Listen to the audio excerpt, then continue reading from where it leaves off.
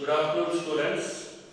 We are here on this afternoon to continue with the revision of grammar classes for the 10th standard. It is unfortunate that we are here because of the misuse of science, but at the same time it is due to the effective and constructive use of science that this class has been made possible in accordance with the determined efforts of our honorable correspondent. So, the questions that we are going to discuss today are the questions number 25, 26 and 27.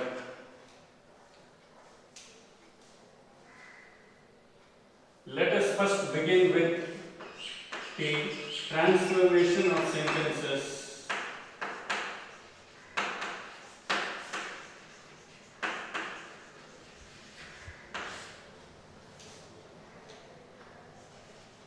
Into simple,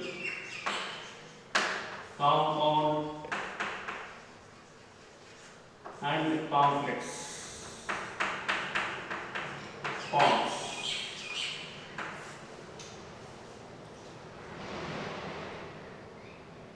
For this, we should first know what a sentence is. A sentence is a group of words arranged in order to give a complete meaning. It might contain a phrase and a clause, contains a subject and a predicate. It might also contain phrase and clause. For that, we should know what is a phrase and what is a clause. A phrase is a group of words which never gives complete meaning. Incomplete meaning.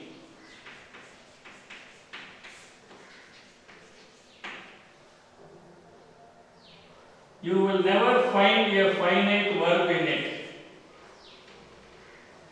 The tense and time will also be not known. There will be no subject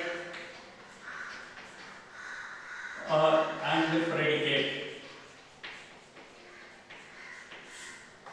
So, a sentence is a group of words which gives meanings. It might contain a subject and a predicate. Further, it might contain phrase and clause. We should know the difference between phrase and clause. To identify a phrase from a clause, we should look into it. It will be incomplete meaning. There will be no finite verb in it. The tense and time will not be known, and at the same time there will be no subject or predicate. Whereas in a clause, all these things will be seen, will be present. Moving further, a clause can be further divided into a main clause and a subordinate clause.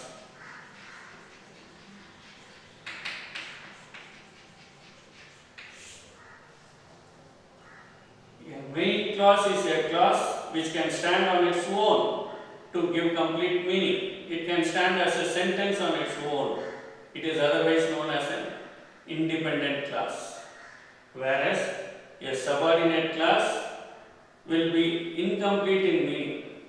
It will definitely have a finite verb. There will be tense and time will be known, and there will be a subject and predicate. A subordinate clause cannot stand on its own.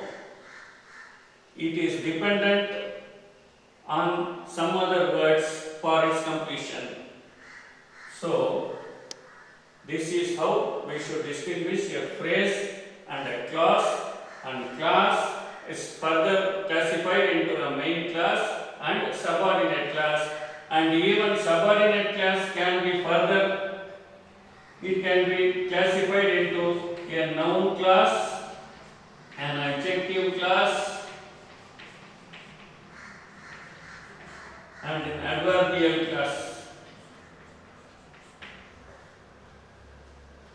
Noun class does the work of a noun, the adjectival class does the work of an adjective, and the adverbial class does the work of an adverb. All these are subordinate classes. In order to do the transformation of sentences, it is vital that we know what a phrase and what a clause is. I hope we should have understood what the difference between the phrase and a clause is. We should have further known what a main class is and what a subordinate class is. Now let us move on further. Classified into three types, namely simple, complex, and compound. Let us look into the structure of a simple sentence. The simple sentence, the structure of a simple sentence, it contains a main class. It contains a main class. And if any further information has to be added, it could be added only with a phrase or phrases. So, a simple sentence can be just a main class or a main class with or without phrases. So, I can write with or without. It can be just a main class. A main class is a simple sentence. If further information has to be told, it should be added by means of a phrase. Complex sentence. The structure of a complex sentence, it contains at least one main class plus one subordinate class. Again, if there is further information, it can be with or without phrases. With or without phrases. It can also have two subordinate classes. The classes, subordinate classes may differ, but there will be only one main class, and all these subordinate classes will be dependent on the main class for its completion. This is the structure of a complex sentence. Moving further to the last one, compound sentence. A compound sentence at the least contains two main classes which are joined by a coordinative conjunction. Again, if there is any additional information, it can be added even to a phrase. So, ultimately, a compound sentence is one which has at the minimum two main classes joined by a coordinative conjunctions. Simple sentence can just be a main class with or without phrases. Complex sentence, at least one main class and one subordinate class with or without phrases. And compound sentence with two main classes joined by a coordinative conjunction. This is the structure of the three types of sentences. One finite verb, only one idea expressed. In a complex sentence, use subordinate conjunctions. Subordinate conjunctions.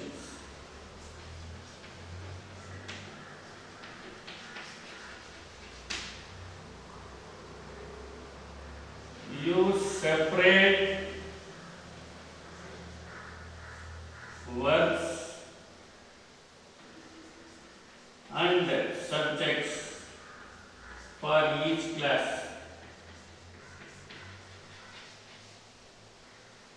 Maintain the meaning.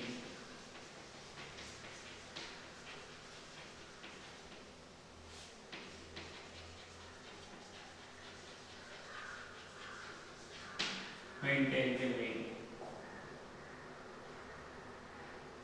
And lastly, for a compound sentence, no subordinate classes, two independent classes. Use coordinative conjunctions.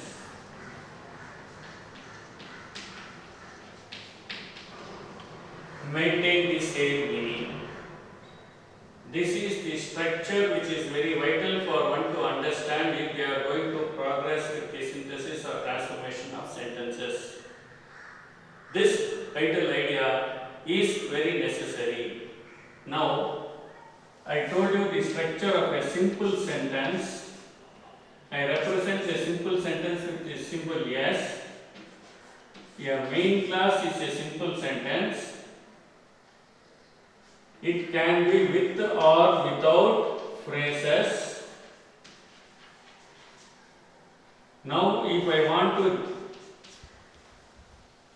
want to transform this into a complex sentence, the idea which I should know is that I should change this into a subordinate class, whereas this complex sentence is one which has a main class and a subordinate class. So if I want to change a simple sentence into a complex sentence, I have to either change the phrase into a subordinate class. Similarly, if I want to change this complex sentence into a compound sentence, I have to change the subordinate class into another main class. But I should use a coordinative conjunction in between.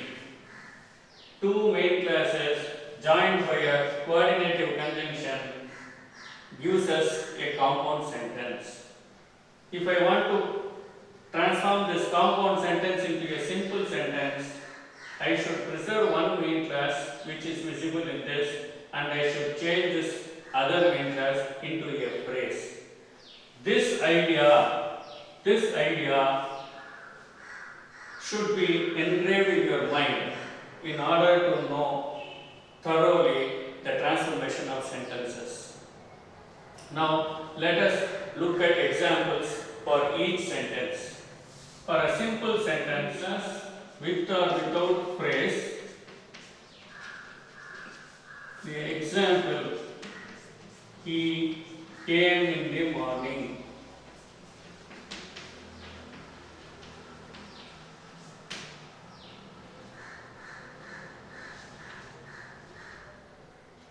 A complex sentence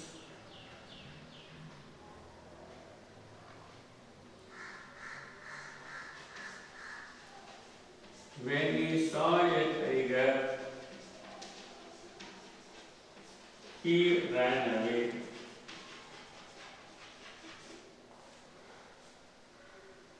A compound sentence, he saw a tiger and at once he ran away.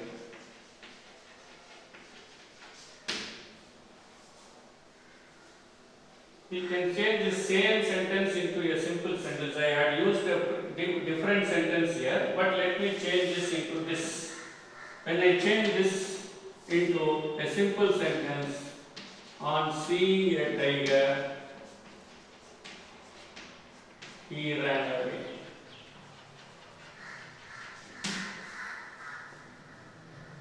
Now, if you look into the structure, what I had taught you earlier, you can see this is a phrase and this is a main class.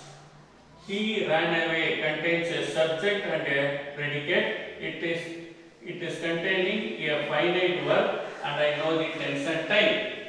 So, a main class with a phrase or a main class alone is a simple sentence.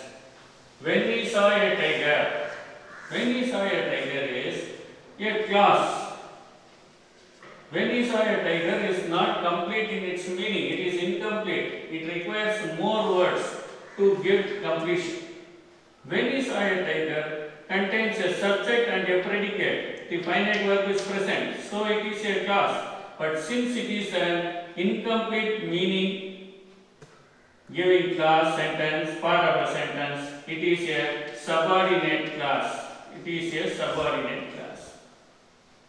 A main clause will give complete meaning and stand on its own as a sentence, whereas a subordinate clause will be incomplete in its meaning. It requires more words. It requires these words for its completion of meaning. And these words, he ran away, it is a main clause because he is a subject, ran is a finite verb, and subject predicate is there. It is a clause. It can stand as a own, as a sentence. He ran away can be written as a sentence. And so, he ran away is a main clause. When I come to the structure, a subordinate clause and a main clause, then it becomes a complex sentence. Similarly, for a compound sentence, he saw a tiger, this is a main clause, and he ran away is also a main clause. What is the structure of a compound sentence? Two main clauses joined by a coordinative conjunction gives a compound sentence. So, he saw a tiger is a main clause, and at once is the coordinative conjunction which joins two main clauses. The work of a coordinative conjunction is to join clauses of equal ranks. So, this is a compound sentence. This is called transformation of sentences. On seeing a tiger, he ran away is a simple sentence. This is a complex sentence, and this is a compound sentence. Now, to understand this more easily, let us carry out a tabular column, let us chart out a table and find out. We should memorize that table in order to easily transform the sentences into simple, complex and compound. That will be easier for you students if you just follow that table and find the clues in the table. Let us write the table now. We should follow this table in order to effectively transform the sentences as asked. Now let us look at the tabular column.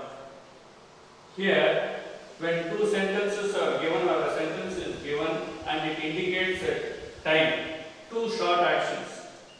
For a complex sentence, the formula that we can apply here is when, as soon as, no sooner, ... than. For a compound sentence, we can use and. And if it is a very short action in a shorter duration, and immediately and at once can be used.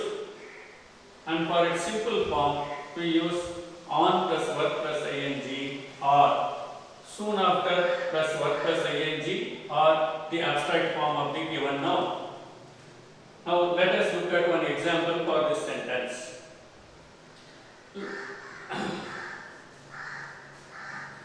The boy saw a snake. He ran away. If these are the two sentences that are given for transformation, I have to go through the context of this given sentence. The boy saw a snake. He ran away. So I should ask the question when. When did the boy run away? When he saw a snake. So this can be combined under the category time. So for a complex sentence, I can use the word when. And when did he run away? When he saw a snake, he ran away immediately at once. So for the compound, I use this word and immediately. So how will I combine this sentence now?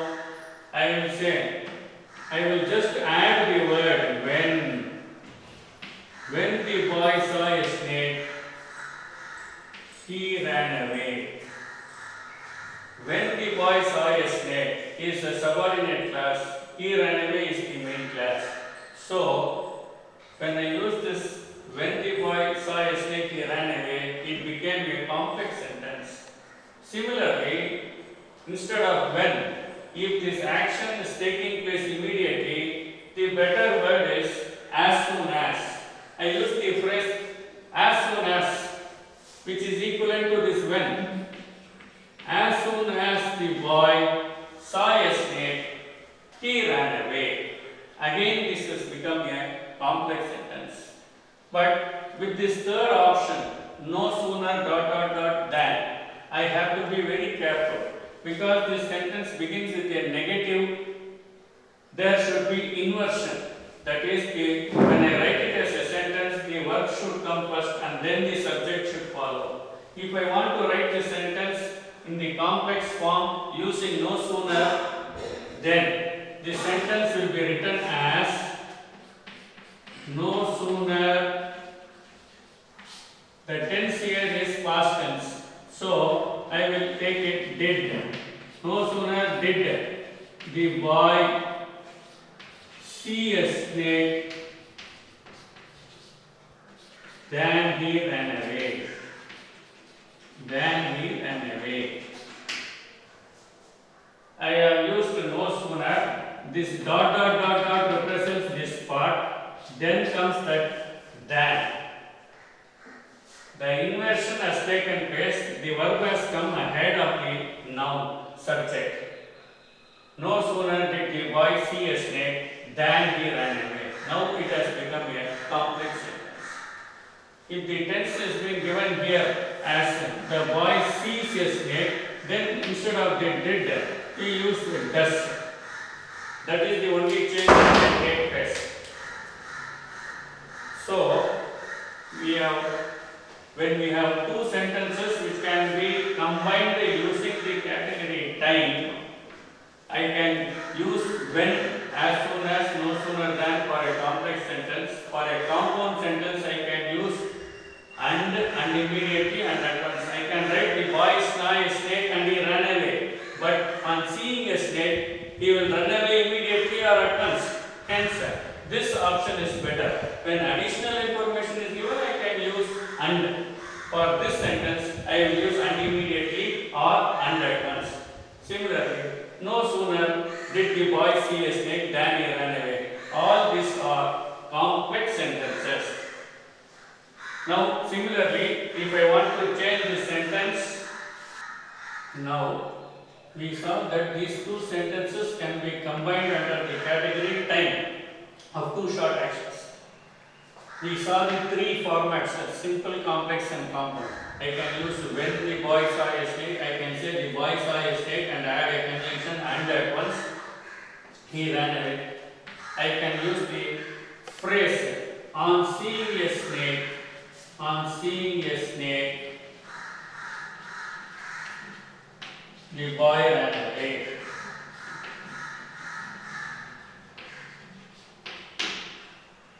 On plus verb plus ing, on plus verb plus ing form.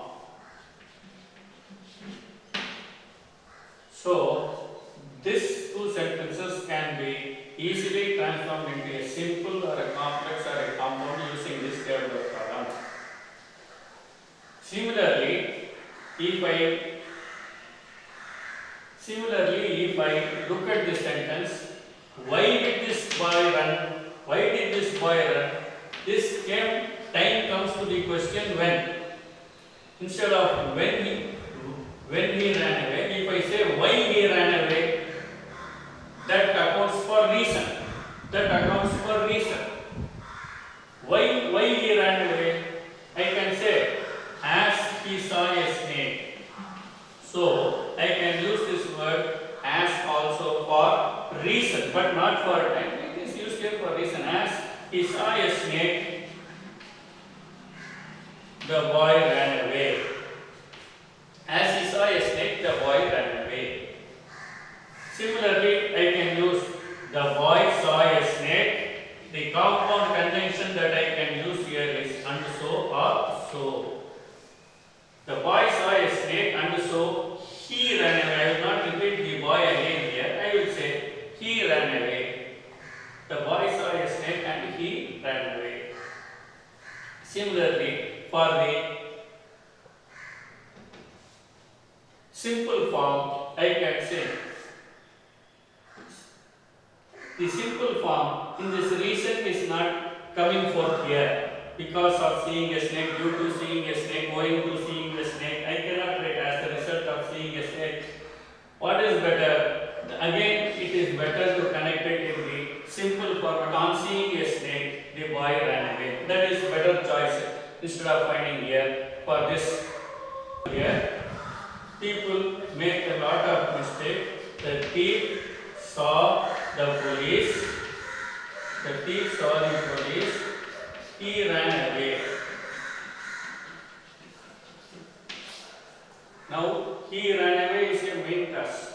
The thief saw the police is also a main class. So, the easiest part, what category does it fall?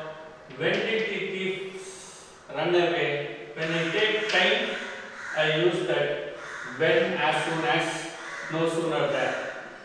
Similarly and immediately for compound, and similarly on seeing the police, the thief ran away. The mistake that you people commit here is on seeing the police, you should not write he ran away. You should not write he ran away. You should be careful to say who ran away.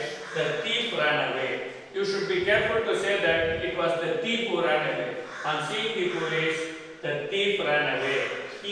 You should write the thief. You should not forget to write this. Similarly, some people will write on seeing the thief, the police ran away, which looks very absurd. You should be logical. Very soon after, the teacher arrived.